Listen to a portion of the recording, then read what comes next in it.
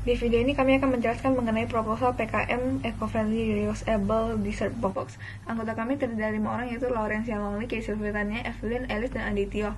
Yang pertama adalah pendahuluan latar belakang. Adanya penggunaan plastik memiliki dampak, yaitu pencemaran lingkungan. Jadi kelompok kami memutuskan untuk membuka usaha dessert box dengan menggunakan wadah akrilik yang dapat dipakai berkali-kali dan juga dapat mengurangi pembuangan sampah dan pencemaran lingkungan. Rumusan masalah kami ada dua, yaitu apakah UMKM Charlotte dapat mengurangi resiko bertambahnya pencemaran lingkungan, dan juga bagaimana cara UMKM Charlotte dalam mengurangi resiko pencemaran lingkungan.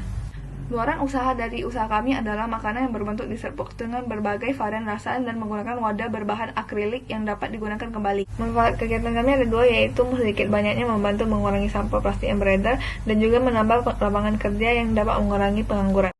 Nah, selanjutnya yaitu gambaran umum rencana usaha. Yang pertama yaitu kondisi umum lingkungan, yaitu penggunaan plastik telah menjadi bagian dari kehidupan sehari-hari yang sifatnya ringan dan kuat membuat plastik menjadi makin praktis untuk digunakan. Nah, sampah plastik juga menjadi amat mengancam kesehatan dan keseimbangan lingkungan terhadap manusia. Nah, sampah plastik tersebut juga membutuhkan puluhan sampai ratusan tahun untuk bisa terurai secara alami. Selanjutnya yang kedua yaitu potensi sumber daya dan peluang pasar. Yang pertama yaitu acrylic box kini sangat mudah ditemukan berbagai tempat seperti supermarket, warung, dan online shop seperti Shopee dan Tokopedia. Sumber daya alam tersebut dapat didirikan oleh penulis kini terdiri dari 5 orang, yaitu mempunyai ide yang menjual dessert box dengan menggunakan acrylic box untuk mengurangi plastik di dunia ini dan dapat membantu orang-orang mempelajari daur ulang memakai kotak makanan dengan baik. Nah, mungkin inovasi menjual dessert box tersebut sudah tidak asing lagi, tetapi menjual dessert box dengan menggunakan acrylic box tidaklah banyak karena acrylic box lebih mahal daripada kotak yang biasanya. Tetapi kotak tersebut dapat digunakan berulang kali karena dapat dicuci dan memiliki bahan yang keras dengan kualitas plastik mika dan harganya juga tidak jauh berbeda dengan harga kotak plastik yang lainnya. Nah, selanjutnya yaitu analisis ekonomi usaha. Nah, dapat dilihat Charlotte telah menganalisis keuangan tersebut dalam 12 bulan yaitu setahun dengan menggunakan laporan arus kas dan laporan laba rugi.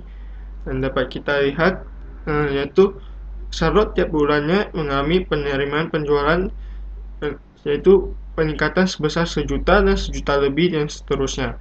Dan Charlotte membuka perusahaan tersebut hanya menggunakan saldo kas awal sebesar 10 juta.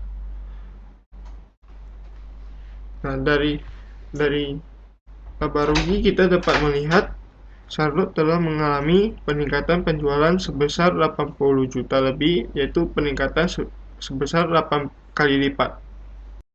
Selanjutnya yaitu kelayakan usaha. Penulis juga melakukan analisis SWOT kepada Charlotte sebagai berikut. Yang pertama yaitu strength, kekuatan acrylic box kini mudah didapat dimanapun karena selagi masa pandemi maka banyak ingin membeli cemilan seperti dessert box. Dan B, weakness yaitu kelemahan. Produk Charlotte juga mengalami kelemahan yaitu tidak tersedianya secara langsung karena penulis hanya menjual dessert box dengan fresh, yaitu maka penulis harus melakukan sistem open PO. Nah, selanjutnya itu opportunity, yaitu peluang bisnis tersebut namun dapat membantu orang-orang tidak perlu keluar untuk membeli cemilan manis jika selagi ngidam hanya perlu memesan melewati sosial media. Selanjutnya yaitu threats, ancaman.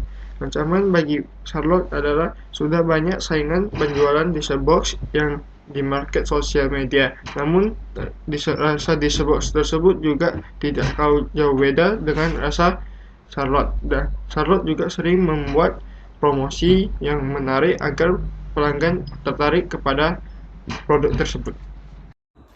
Bab 3 metode pelaksanaan yang 3.1 itu teknik pengerjaan, di mana kita harus siapin segala peralatan, perlengkapan dan bahan yang dibutuhkan. Kemudian kita mixer semua bahan tersebut untuk membuat kue, terus kita panggang kuenya. Nah, habis itu ada pemasaran usaha. Yang pertama itu kita bakalan melakukan branding, di mana kita fokus kepada kelebihan produk dan usaha kita, di mana kita memakai kemasan yang ramah lingkungan. Kemudian yang kedua itu kita pastinya akan memberi pengetahuan kepada masyarakat akan pentingnya itu menggunakan sampah ramah lingkungan. Kemudian yang ketiga kasih promosi dan diskon. Yang keempat itu giveaway.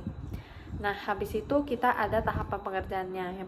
Ada input, proses, dan output. Inputnya itu kita melakukan polling di sosial media.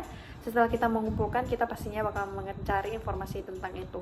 Kemudian di prosesnya itu kita bakal melakukan trial terhadap minat dari masyarakat. Kemudian dalam proses trial pastinya kita memilih sumber daya, bahan, dan lain-lain. Kemudian outputnya itu setelah kita trial, kita pastinya akan melakukan launching si produk dan kita akan menerima orderan dan membawa orderan tersebut.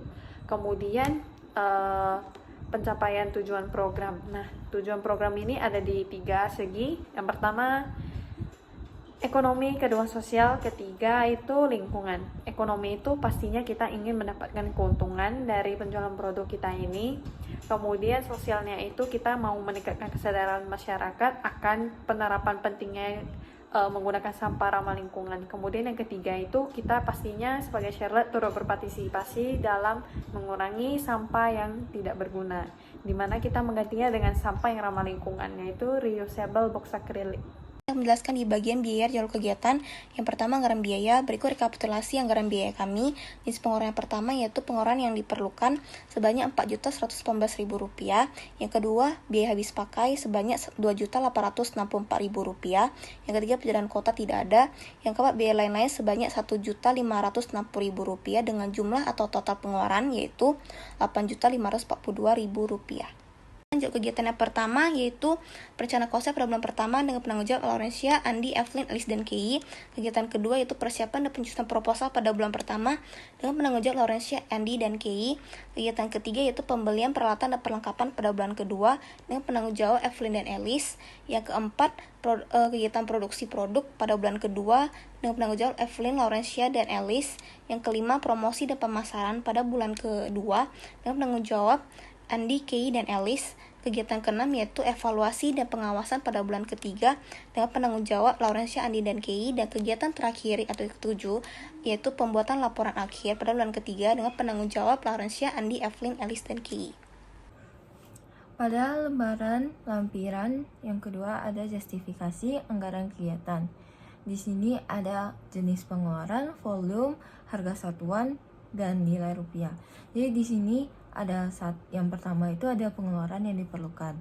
Ini di sini ada 5. Yang pertama itu tatakan alas kue, yang kedua itu kain lap, yang ketiga itu box kue, yang keempat itu pisau kue, dan yang kelima stiker brand.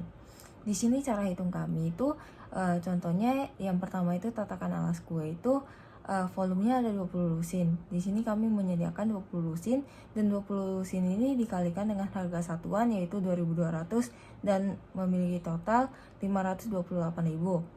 Dan total dari pengeluaran yang diperlukan ini ada 4.118.000. Yang kedua itu ada biaya yang habis pakai. Biaya yang habis pakai ini ada 7. Yang pertama ada mentega, air putih, telur, gula, tepung, krim keju, dan krim keju parut. Di sini juga sama cara hitungnya dengan yang pengeluaran yang diperlukan, yaitu contohnya yang mentega ini kami menyediakan 12 kilo. Yang dikalikan dengan harga satuan 45.000 menjadi 540.000. Total dari biaya yang habis pakai itu ada 2.864.000. Yang ketiga itu perjalanan dalam kota itu tidak ada. Dan yang keempat itu lain-lain. Lain-lain ini ada biaya iklan atau promosi dan biaya kuota internet. Biaya iklan atau promosi dan biaya kuota internet ini kami kalikan dengan 12 bulan. Jadi dikalikan dengan harga satuannya dan contohnya seperti yang biaya iklan dikalikan dengan harga satuan 30.000 menjadi 360.000. Total biaya lain-lain yang dikeluarkan itu ada 1.560.000 dan biaya-biaya semua ini ditotalkan menjadi 8.542.000. Sekian dari presentasi kami, terima kasih.